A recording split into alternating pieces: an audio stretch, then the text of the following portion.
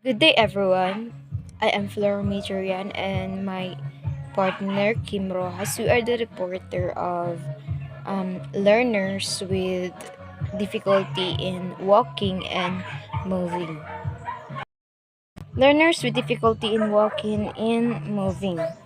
So it is a condition that substantially limits one or more basic physical activities in life, like walking, climbing stairs, reaching, carrying, or lifting. So, this limitation hinder the person from performing tasks of daily living. So, these are the physical disabilities are highly individualized. The same diagnosis can affect students very differently. So motor difficulties. When we say motor difficulties, refers to problems with movement and coordination, whether it is with fine motor skills and gross motor skills. So motor difficulties and disabilities are known significantly affects a child's ability to perform daily activities, and it describes any difficulty which limits functions of moving in any of the limbs or in fine motor abilities. So in motor difficulty, you could also a mobility disability can stem from a wide ranges of causes and be permanent, intermittent, or temporary. The most common permanent disabilities are musculoskeletal impairments, such as partial or total paralysis, amputation, spinal injury, arthritis, muscular dystrophy, and multiple sclerosis, cerebral palsy, and traumatic brain injury. So, additionally, conditions such as respiratory and cardiac diseases can impair mobility due to fatigue and reduced stamina. So now I will give you an example of fine and gross motor skills. So in fine motor skills, those are the children that are cutting and writing, while gross motor skills, which is jumping and running. So the next one is developmental coordination disorder. So refers to significant and persistent deficits in coordinated motor skills that are significantly below expected typical development. Difficulties are manifested as clumsiness, slowness, and inaccuracy of motor skills. So, these deficits can impact a child's academic performance and other daily activities. So, there is another term for developmental coordination disorder. This is called dyspraxia. So, dyspraxia is used synonymously with developmental coordination disorder. So, dyspraxia is a term often used by occupational therapists children with disability, like this often bump into obstacles. They tend to be messy when eating, and they are having difficulty in pencil grip or using scissors. So, movement developmental coordination disorder also children report tend to have a lower level of self-efficacy competence in physical and social domain experiences, and more symptoms of being depressed and anxious, as well as internalizing behaviors. Good day, sir. Good day, everyone.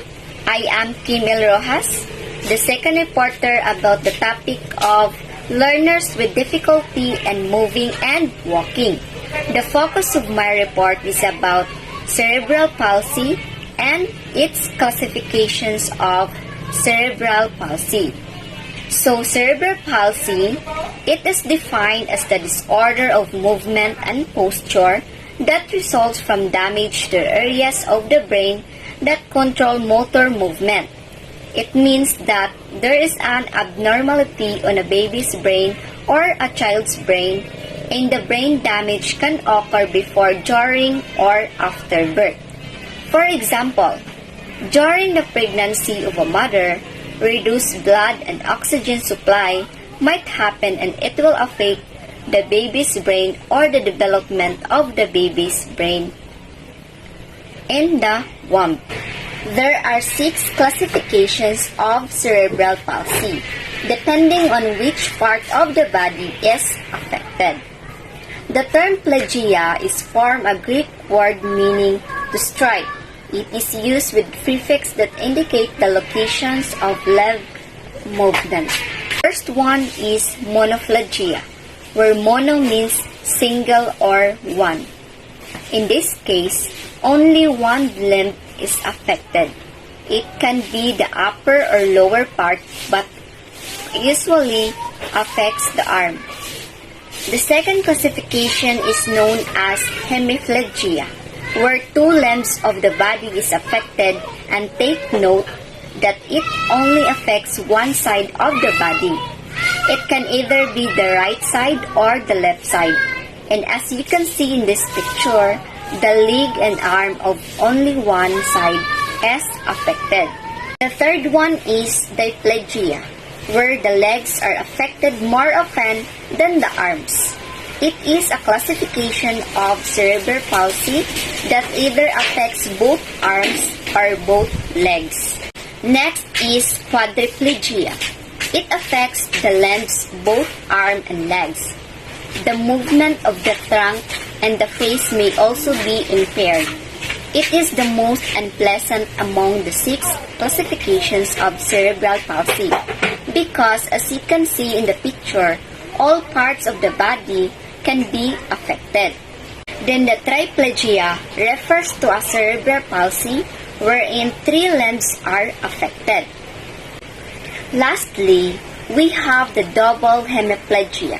It is an impairment that primarily involves the arms and less severe involvement of the legs. It is like the opposite of diplegia because diplegia often occurs on both legs. On the other hand, double hemiplegia often affects the arms. So again, the 6 classifications of cerebral palsy are monoplegia, hemiplegia, diplegia, quadriplegia, triplegia, and double hemiplegia. Often there is no cure for development coordination disorder, stereotypic movement disorder, and cerebral palsy. It may be permanent, but treatment can help the symptoms. It includes physical, speech, and occupational therapy. It's also helpful if children with disability like this will undergo special education, classes, and psychological counseling.